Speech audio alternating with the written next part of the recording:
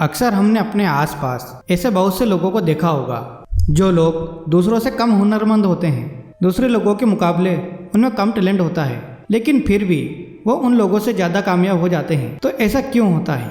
क्या उनकी किस्मत अच्छी थी या फिर ऊपर वाले ने उनका साथ दिया? इस चीज़ के पीछे क्या कारण हो सकता है? इसके पीछे सबसे मुख्य कारण आलस्य होता है। जी हाँ दोस्तों, कामयाब होने के लिए सिर्फ हुनर ही नहीं चाहिए, उस काम को करने के लिए जोश और हिम्मत भी चाहिए। अगर आप में जोश और हिम्मत की जगह आलस्य है तो आप में कितना भी हुनर हो, वह हुनर किसी काम का नहीं रह जाता। जैसे दीमक एक पेड़ को अंदर से खोखला कर देती है, वह पेड़ बाहर से तो वैसा के वैसा ही दिखता है, लेकिन अंदर से वह पेड़ खोखला हो चुका होता है।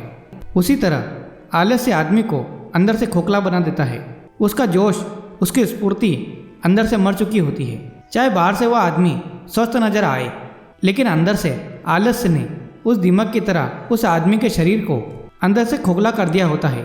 आज की जो कहानी मैं आपको सुनाने जा रहा हूँ, उसमें आपको आलस्य के कुछ मुख्य कारण पता चलेंगे और साथ ही आपको आलस्य को हटाने के लिए कुछ यौगिक उपाय बताए जाएंगे।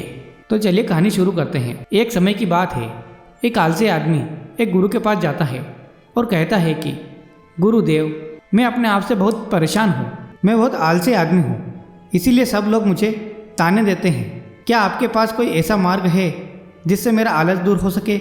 यह सुनकर गुरु ने कहा कि तुम्हें कैसे पता चला कि तुम आलसी आदमी हो? इस बात का उत्तर देते हुए वह आदमी बोला कि हे गुरुदेव, सब लोग मुझसे कहते हैं कि तुम बहुत आलसी आदमी हो, तुमसे कोई काम ठीक से नहीं होता, तुम हर काम को टालते रहते हो और भी न जाने क्या क्या बातें बोलते रहते हैं। यहाँ तक कि मेरे परिवार के लोग भी मुझे आलसी आदमी कहते हैं। यह सुनकर गुरुदेव उस व्यक्ति से पूछते हैं कि तुम्हारे पास आलसी होने का कोई प्रमाण है? क्या तुम यह सिद्ध कर सकते हो कि तुम एक आलसी आदमी हो? यह सुनकर वह व्यक्ति बोला कि हे गुरुदेव, मैं कभी भी सुबह जल्दी नहीं उठ पाता और हर काम को टालता रहता हूँ। मुझे लगता है कि आलसी होने के लिए यह प्रमाण काफ़ी होगा। उस आदमी की बातें सुनकर गुरु कहते हैं, आलस्य को समझने के लिए हमें यह जानना होगा कि आलस्य क्या है और वह किसी आदमी के शरीर में कैसे जन्म लेता है। अगर कोई आदमी किसी काम में पूरा मन नहीं लगा पा रहा है, उस काम के प्रति जोश नहीं है, उत्साह नहीं है, तो उसका कारण आलस्य होता है। आलस्य जोश और उत्साह का विपरीत होता है। इसे समझने के लिए हमें यह जानना अति आवश्यक है कि आलस्य आदमी के शरीर में दो स्तर पर जन्म लेता है। पहला शारीरिक स्तर और दूसरा मानसिक स्तर। यह कहते हुए गुरु ने उसे समझाना शुरू कर दिया। सबसे पहले शारीरिक स्तर पर समझते हैं। इसके बाद गुरु ने अपने आश्रम के शिष्यों की तरफ इशारा करते हुए कहा कि तुम जरा गौर से इन शिष्यों का चलना, उठना, बैठना और लेटना देखो। इन शिष्यों के चलने में एक तालमेल होता है, एक लय होती है, एक आनंद होता है। और जब ये बैठने की मुद्रा में होते हैं तो इनकी रीढ़ की हड्डी सीधी होती है और गर्दन थोड़ी सी उठी हुई होती है। और वहीं पर जब ये लेटते हैं तो इनका पूरा शरीर एकदम शांत और स्थिर होता है। और वहीं जब एक आलसी आदमी चलता है तो वह एकदम झुका हुआ, थका थका और बिना आनंद के चल रहा होता है। याद रखो, 80% आलस्य हमारे उठने, बैठने और चलने और लेटने के तरीके से तय होता है। अगर हम अपनी इन अवस्थाओं को समझ लेते हैं और होशपूर्वक चलने, बैठने, उठने और लेटने का अभ्यास करते हैं तो हमारा 80% आलस्य दूर हो जाएगा। शारीरिक स्तर पर आलस्य का दूसरा मुख्य कारण होता है सही नींद न लेना। अक्सर हमें पता ही नहीं होता कि हमें कितनी देर सोना है।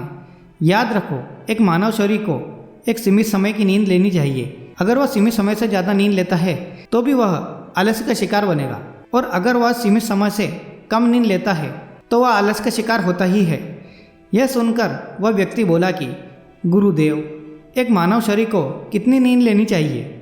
इसका उत्तर देते हुए गुरु ने कहा कि एक मानव शरीर को 6 से 8 घंटे की नींद लेनी चाहिए। अगर आपका शरीर ज़्यादा थका हुआ नहीं है तो 6 घंटे की नींद, और अगर आपका शरीर ज़्यादा थका हुआ है तो 8 घंटे की नींद काफ़ी है। इसी के साथ यह भी ख्याल रखना होता है कि सोने के लिए रात का समय ही निर्धारित किया गया है। कुछ लोग दिन में ही सो जाते हैं, जिसकी वजह से धीरे धीरे आलस्य उनके अंगों में समाने लगता है। शारीरिक रूप से आलस्य का तीसरा मुख्य कारण है सुबह जल्दी ना उठ पाना। पूरी प्रकृति, यहाँ तक कि पेड़ पौधे और पक्षी भी सुबह सूर्य उदय होने से पहले जाग जाते हैं। यह हम प्रकृति को देखकर भी समझ सकते हैं कि प्रकृति ने मनुष्य के शरीर का जागने का कौन सा समय निर्धारित कर रखा है।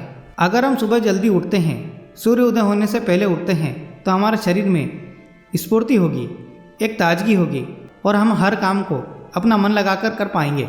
यह सुनकर वह आलसी आदमी बोला, हे गुरुदेव, लेकिन मेरा काम तो ऐसा है जो मैं रात में कर पाता हूँ, इसीलिए मैं रात में सही समय पर नहीं सो पाता और सुबह जल्दी नहीं उठ पाता। तो जिन लोगों का काम रात में होता है तो वह सुबह जल्दी कैसे उठ पाएंगे? यह सुनकर गुरु कुछ सोच विचार करते हैं और उसके बाद कुछ कहना शुरू करते हैं कि जिन लोगों का काम रात में होता है उन्हें अपना काम पूरा मन लगाकर करना चाहिए, और यदि ऐसे लोग रात में काम करके दिन में भी सोते हैं और सीमित समय की नींद लेते हैं तो वह भी आलस से बच सकते हैं। लेकिन रात में जितनी गहरी नींद आती है उतनी गहरी नींद दिन में नहीं आ पाती, क्योंकि दिन में शोर शराबा ज़्यादा होता है जिससे आदमी गहरी निद्रा में नहीं जा पाता।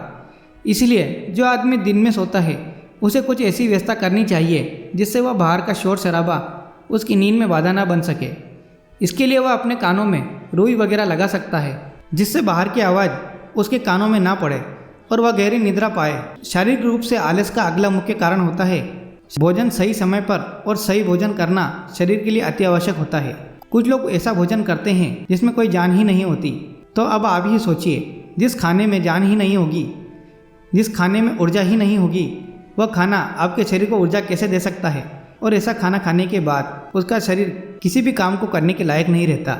अक्सर गलत समय पर उल्टा सीधा भोजन करने से आदमी का मोटापा बढ़ता चला जाता है और एक पतले इंसान के मुकाबले एक भारी शरीर वाले इंसान के शरीर में ज़्यादा आलस्य होने की संभावना होती है। इसीलिए ऐसा भोजन करो जो प्रकृति से सीधा प्राप्त होता हो, जिसमें कुछ ऊर्जा हो। यह सुनकर उस व्यक्ति ने कहा कि हे गुरुदेव, शारीरिक स्तर पर तो मैं आलस्य को समझ गया, लेकिन मानसिक स्तर पर आलस्य क्या होता है? इसका उत्तर देते हुए गुरुदेव ने कहा कि इंसान को अपने जीवन में बहुत सारी नाकामयाबी मिलती है। जब वह नाकामयाब होता है, किसी काम को पूरा नहीं कर पाता, तो उसका जोश और उत्साह अगले काम को करने के लिए ठंडा पड़ जाता है। जब भी वह किसी नए काम को शुरू करता है तो उसका पिछला काम उसके मन को प्रभावित करता रहता है, इसलिए वह नए काम को पूरे जोश और उत्साह के साथ और पूरा मन लगाकर नहीं कर पाता, और यही आलस्य का कारण बन जाता है, जिसकी वजह से नया काम भी पूरा नहीं हो पाता, क्योंकि उसमें उसका पूरा मन और पूरा जोश नहीं लगा होता। इसके लिए हमें यह समझना जरूरी होता है कि जो पिछला काम हमारा पूरा नहीं होता है उससे भी हमें बहुत कुछ सीखने को मिला है, उससे हमें एक अनुभव मिला है जो हम अपने नए काम में लगा सकते हैं। तो पिछले काम के प्रति नकारात्मक नजरिया रखने की वजह सकारात्मक नजरिया रखें तो आलस्य हमारे मन में नहीं आएगा। मानसिक स्तर पर आलस्य का दूसरा कारण होता है लक्ष्य का स्पष्ट न होना। ये कहकर गुरुजी आलसी आदमी से एक सवाल करते हैं कि मान लो यदि तुम किसी जंगल में फंस गए हो और तुम्हारे पास खाने पीने के लिए कुछ भी नहीं है, तुम क्या करोगे? वह आदमी कहता है कि हे गुरुदेव, मैं जिंदा रहने के लिए जंगल में खाने पीने का सामान ढूंढूंगा। यह सुनकर गुरु कहते हैं, अगर तुम्हें फिर भी खाने पीने का सामान नहीं मिलता है तो?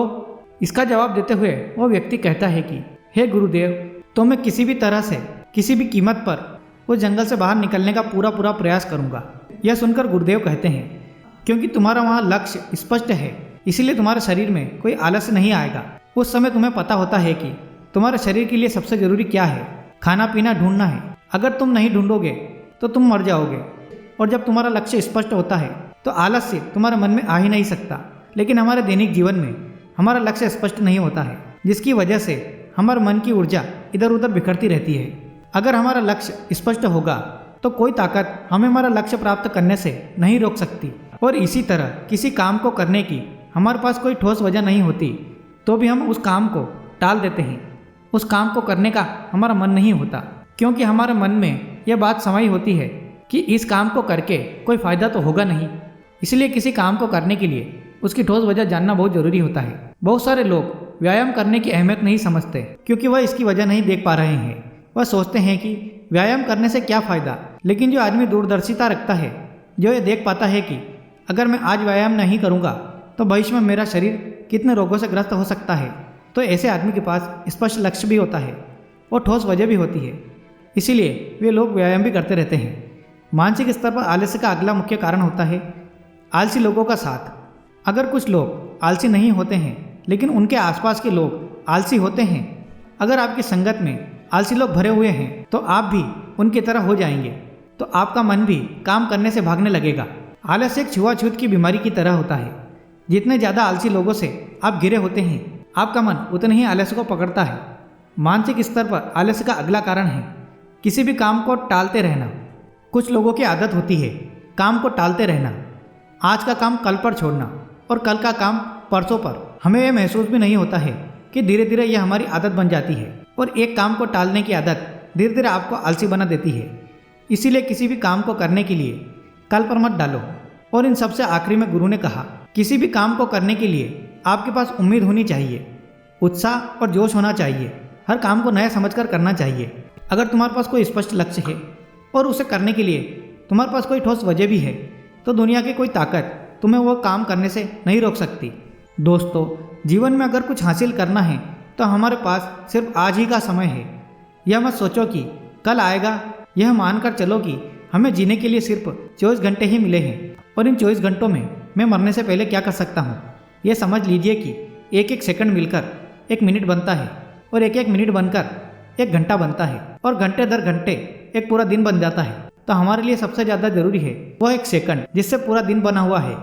इसलिए अपने सेकंड को बर्बाद मत करो, क्योंकि एक बार जो घड़ी बीत गई वह वापस लौट कर नहीं आती। तो दोस्तों, मैं उम्मीद करता हूँ कि इस कहानी से आपको बहुत कुछ सीखने को मिला होगा। अगर वीडियो पसंद आए हो तो प्लीज़ लाइक कीजिए और इस चैनल को सब्सक्राइब कीजिए। धन्यवाद दोस्तों।